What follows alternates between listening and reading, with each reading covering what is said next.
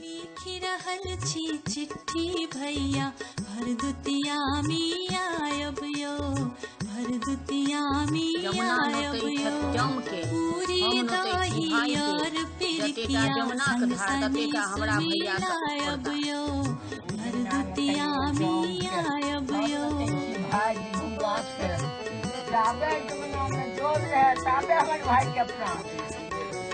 नींद उचट गेल ओइ खुशी में कोयली बजलै जखने सो।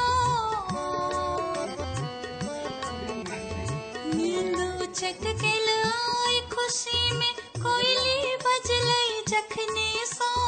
भोरे अंगना नीप पिठारत देलियै अरिपन तखने सो। रहि रहि ताकी बाट अहाँ के, रहि रहि ताकी बाट अहाँ के, देखी दौड़ का जायब यो, भरदुतिया में आयब यो। लिखि रहल छी चिट्ठी भैया भरदुतिया में आयब यो, भरदुतिया में आयब यो।